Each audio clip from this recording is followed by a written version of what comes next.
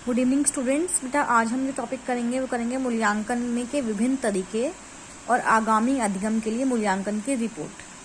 तो क्वेश्चन क्या है यहाँ पर कि मूल्यांकन से आप क्या समझते हैं। मापन और मूल्यांकन में पाए जाने वाले संबंध और अंतर को स्पष्ट करना है। देखते हैं क्या बोल रहे हैं इसमें। तो यहाँ पर ये कह रहे हैं कि पहले मूल्यांकन का अर्थ और परिभाषा बताओ हमको कि मूल्यांकन शब्द का अर्थ मापन से भी कहीं अधिक व्यापक मतलब बड़ा ब्रॉड होता है, जिसमें गुणात्मक तत्वों को भी संख्यात्मक द्वारा बताया जाता है। मूल्यांकन के अंतर्गत परीक्षणों के सिद्धांतों, उनकी रचना, मानकीकरण, प्रशासन और उनके माध्यम से प्राप्त परिणाम की व्याख्या आदि को शामिल किया जाता है। मूल्यांकन से मतलब क्या है कि पाठ्यक्रम के लिए नियमित निर्धारित उद्देश्यों और मूल्यों के लिए प्रयासरत विद्यार्थियों की प्रगति की जांच करना। मतलब जो बच्चे प्रयास कर रहे हैं उन्होंने कितनी प्रगति कर ली है, इस बात की जानकारी हासिल करना। शिक्षा के उद्देश्य शैक्षणिक अनुभवों और मूल्यांकन में बहुत नजदीकी संबंध है। शैक्षिक अनुभवों की योजना उद्देश्यों के आधार पर बनाई जाती है। इन उद्देश्यों की प्राप्ति हुई है या नहीं हुई है, इसकी जानकारी प्राप्त करने के लिए मूल्यांकन किया जाता है। अनुभवों को के किसी भी स्तर पर इस बात का मूल्यांकन किया जा सकता है कि किस सीमा तक अनुभवों के माध्यम से वांछित बदलाव हो रहे हैं। परीक्षण की अपेक्षा मूल्यांकन शब्द का अधिक व्यापक अर्थ होता है। मूल्यांकन विद्यार्थियों की अध्ययन आदतों और अध्यापक की शिक्षण पद्धति को अत्यधिक प्रभावित करता है। मूल्यांकन के द्वारा कौन सी चीज अच्छी है या कौन सी चीज बुरी है के बारे में बताया जा सकता है। मूल्यांकन की मदद से न केवल विद्यार्थियों की विभिन्न विषयों में योग्यता का पता लगता है, बल्कि उनके व्यक्तित्व का किस सीमा तक विकास हुआ है इसकी भी जानकारी मिलती है। इनके द्वारा अध्यापक और उनकी शिक्षण विधियों की सफलता के असफलता के बारे में भी जानकारी मिलती है। कुछ परिभाषाएं यहाँ पर दी गई हैं अर्थ के आधार पर।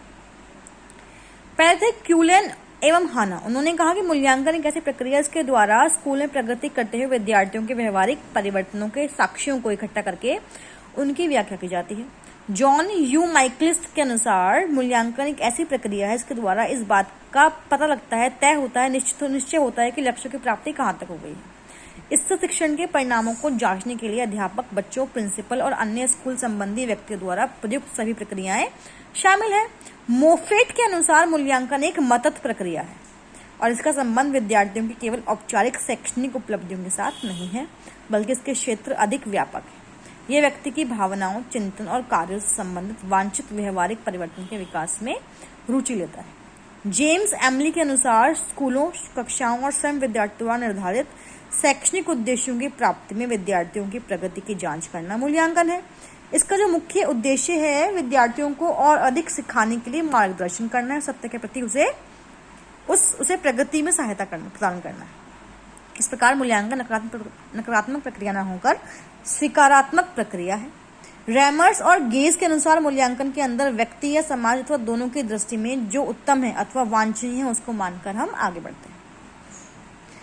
टॉर गेसन और एडम्स के अनुसार मूल्यांकन का मतलब किसी वस्तु या प्रक्रिया का मूल्य निश्चित करना है। इस प्रकार शैक्षणिक मूल्यांकन से मतलब क्या है कि शिक्षण प्रक्रिया और सीखने की क्रिया से उत्पन्न उपयोगिता के बारे में निर्णय लेना, फैसला लेना। आगे भी कुछ डिफाइंस और हैं, करीब 10 यहाँ डिफाइन दी गई हैं आपको। तो दांडेकर के अनुसार मूल्यांकन क्रमबद्ध ढंग से हमें ये बताता है कि बालक ने किस सीमा तक उद्देश्य को प्राप्त कर लिया है।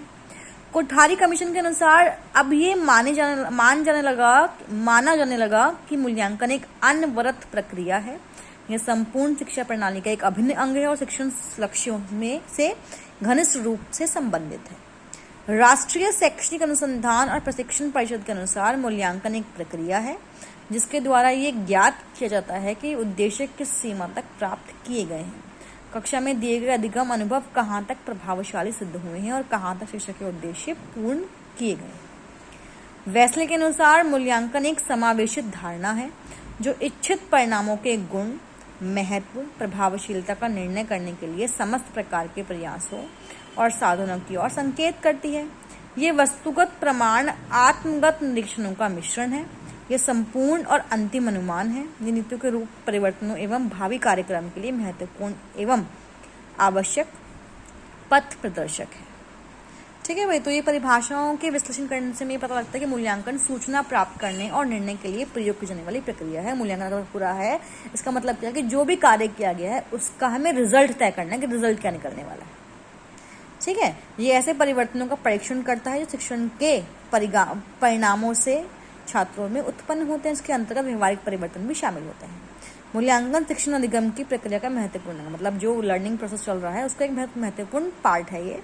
इसमें परीक्षाएं उपलब्धि को शामिल किया सकता है। मूल्यांकन शिक्षण के कार्य का आवश्यक अंग है, मतलब शिक्षण में मूल्यांकन की बहुत बड़ी महत्वता है, क्योंकि इसके बिना शिक्षण कार्य संभव नहीं हो पाता। इसके द्वारा वे अपने छात्रों की रुचियों, योग्यता और उपलब्धियों के बारे में जानकारी हासिल करते हैं। इसके अलावा शिक्षण विधियों में आवश्यकता अनुसार परिवर्तन करके सुधार करते हुए स्वयं के शिक्षक के प्रभाव को जानने के लिए भी ये उत्सुक रहते हैं। भाई अगर हम एक रिजल्ट आया है तो उसमें सिर्फ छात्रों के बारे में पता नहीं लगता, बल्कि शिक्षा जो हुई है, जो अध्यापक ने पढ़ाया है वो कितना बच्चों को समझ में आया है, उसका भी मूल्यांकन यहाँ पर होता है। मूल्यांकन सबसे महत्वपूर्ण कार्य छात्रों के मानसिक, शारीरिक और संवेगात्मक विकास का मार्गदर्शन करते हुए उनकी शक्तियों और कमियों की जानकारी देना है। अलग अलग विषयों के शिक्षण का उद्देश्य छात्रों के व्यवहार में परिवर्तन करना होता है। इसके द्वारा छात्रों के व्यवहार में किस सीमा तक बदलाव आए हैं इसका भी पता लगता है। तो हम ये कह सकते हैं मूल्यांकन एक ऐसी प्रक्रिया है जिसके माध्यम से आवश्यक सूचनाएं प्राप्त की जाती हैं और इनको निर्णय लेने में भी प्रयोग किया जा सकता है। ठीक है भाई। अब संबंध क्या है मापन और मूल्यांकन का? ठीक है, पहले संबंध पढ़ेंगे, बाद में उसका डिफरेंस पढ़ेंगे। तो मूल्यांकन का प्रत्यय मापन के प्रत्यय से हमेशा अलग होता है, मतलब मूल्यांकन और मापन में हमेशा फर्क होता है। मापन किसी साधन या टेस्ट द्वारा किया जाता है। ये साधन रेटिंग स्केल, तालिका होता है ना कि 1 2 3 4 आप जो है रेट करो कितना अच्छा है, तालिका बना के या उपलब्धि टेस्ट लेकर साक्षात्कार करके अवलोकन अनुसूची बनाकर उनसे होता है। लेकिन मूल्यांकन का प्रत्यय मापन से बड़ा है। मापन मूल्यांकन के लिए आधार प्रदान कर सकता है। मूल्यांकन उद्देश्यपूर्ण होता है और दिशा निर्धारित की जाती है। अनेक बार शिक्षण अध्यापक छात्र अध्यापकों को अनेक अनुभव के आधार पर जानकारी देने का प्रयास करते हैं और इस स्थिति में इस परिस्थिति का मूल्यांकन कर सकते हैं। मूल्यांकन का आधार हमेशा उद्देश्य होता है। उद्देश्य इस बात का निर्णय करते हैं कि अध्यापक शिक्षा का कार्यक्रम कैसा होना चाहिए और छात्र अध्यापक और कितना प्रयत्न करें। इसके आधार पर ही अध्यापक अपने छात्रों को दिशा निर्देश देता है। पाठ्यक्रम का निर्माण करते टाइम भी हम पहले उद्देश्य को निश्चित करते हैं और फिर उद्देश्य को प्राप्त करने के लिए प्रयास करते हैं। इस प्रकार उद्देश्य पाठ्यक्रम निर्माण का कार्यक्षेत्र निर्धारित करता है और अंत में उसका मूल्यांकन भी करता है।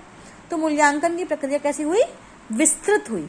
इनकी सहायता से हम छात्र अध्यापकों का विषय संबंधी अध्ययन के साथ साथ उन्हें अन्य क्षेत्रों में उनकी उपलब्धि के विषय में भी मूल्यांकन करते हैं। अध्यापक शिक्षण केंद्र में शिक्षक अध्यापक छात्र अध्यापक के संपूर्ण व्यवहार का अध्ययन कर सकता है। पाठ्यक्रम के उद्देश्यों के आधार पर छात्र अध्यापकों का मापन हो सकता है, लेकिन उनके सभी प्रकार के शैक्षणिक अनुभव का मूल्यांकन नहीं किया जा सकता। छात्र अध्यापक के ज्ञान, कौशल और दृष्टिकोण का मापन करने के लिए आज की तारीख में टेस्ट का इस्तेमाल करते हैं। साधनों की सहायता से प्रशिक्षण प्राप्त कर रहे अध्यापक के विकास के विषय में मापन हो सकता है। मूल्यांकन के क्षेत्र में प्रतिदर्शन, प्रविधियां और मापन का प्रयोग हो सकता है। मापन का ढंग लचीला और गतिशील होता है। विकास और प्रगति निरंतर होती रहती है। उनकी कहीं भी उनका अंत नहीं होता। इसलिए परीक्षा का ढंग, मापन के साधन और प्रतिदर्शन का चुनाव गतिशील होना चाहिए। कहना कि इसके अधिगम व्यवस्था में छात्र अध्यापक का मार्गदर्शन महाविद्यालय का प्राध्यापक ही करता है।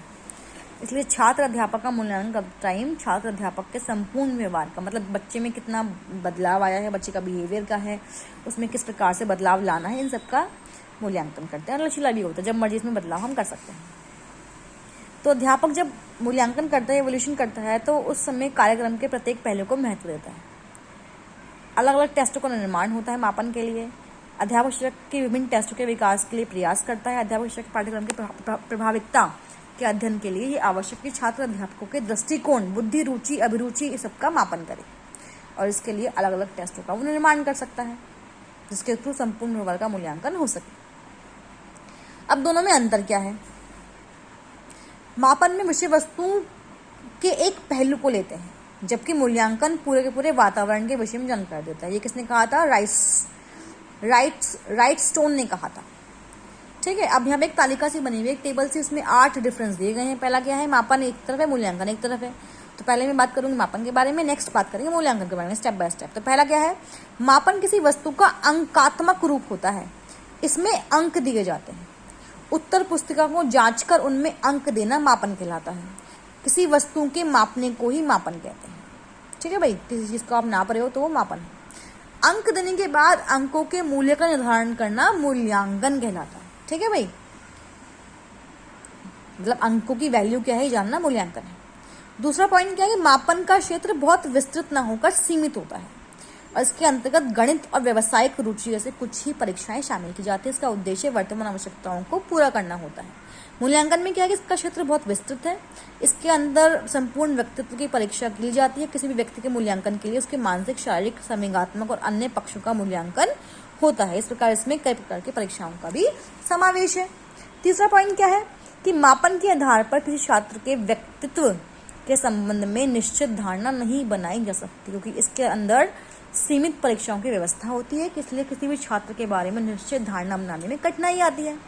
मूल्यांकन में क्या है कि मूल्यांकन के आधार पर किसी छात्र के बारे में निश्चित धारणा बनाने में सुविधा होती है, क्योंकि इसमें संपूर्ण व्यक्तित्व की परीक्षा लेने की आवश्यकता पड़ती है।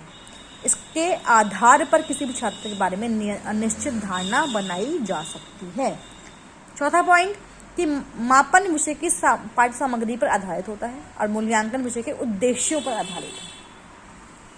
अगला पॉइंट है कि मापन के द्वारा साक्ष्यों को इकट्ठा करते हैं और मूल्यांकन के द्वारा साक्ष्यों के निष्कर्ष निकाले जाते हैं। मापन के लिए समय निश्चित है, जबकि मूल्यांकन निरंतर चलने वाली प्रक्रिया है। अगला पॉइंट है कि मापन के आधार पर भविष्यवाणी सार्थकता के साथ नहीं हो सकती, क्योंकि इसमें सभी पक्षों की जानकारी नहीं होती है। इसमें क्या होता है कि मूल्यांकन के आधार पर भविष्यवाणी सार्थकता के साथ की जा सकती है, क्योंकि इसमें सभी पक्षों की जानकारी आसानी से मिल जाती है। और आठवां पॉइंट है कि मापन एक साधन है। कम परीक्षकों के कारण इसमें समय, धन और श्रम की अधिक आवश्यकता नहीं पड़ती। अब मूल्यांकन में क्या करें, मूल्यांकन एक साध्य है। इसमें परीक्षाओं की अधिकता होने के कारण श्रम, धन और समय की अधिक आवश्यकता होती है। ठीक है भाई, तो ये था आपका मापन और मूल्यांकन में डिफरेंस। ठीक है, तो मापन और मूल्यांकन जो है वो खासतौर से दूसरे के स्थान पर प्रयोग करते हैं, एक दूसरे से बहुत अलग अलग है। अंकात्मक रूप है मापन, ठीक है, मूल्यांकन मापन से परिमाणात्मक रूप भी देता है प्रोसेस को। मापन से हम ये मालूम करते हैं कोई वस्तु कितनी मात्रा में है, जबकि मूल्यांकन किसी वस्तु के गुण दोषों के बारे में हमको जानकारी देता है। मूल्यांकन से ये पता लगता है किस उद्देश्य को कितना प्राप्त करना, जबकि मापन हमको पता है कि कितने उद्देश्य, मतलब नंबर अगर हम बात करें तो नंबर मापन में है। ठीक है, क्वालिटेटिव और क्वांटिटेटिव की बात करते हैं तो क्वालिटेटिव जो है वो मूल्यांकन है और क्वांटिटेटिव क्या है, आपका मापन होता है। ठीक है, तो जो डिफरेंस थे ये राइट स्टोन ने दिए थे। राइट स्टोन ने पहले डिफरेंस की बात की थी यहाँ पर, तो उसके बारे में हम बात कर चुके हैं। तो एक क्वेश्चन हम लोगों ने यहाँ पर किया है, कौन सा क्वेश्चन था ये, मूल्यांकन के बारे में, कि मूल्यांकन से आप क्या समझते हैं और इसके संबंध में क्या दोनों में डिफरेंस क्या है। तो इसको आप आज अच्छे से कर लेंगे। नेक्स्ट क्वेश्चन जो है वो हम कल करेंगे। ओके।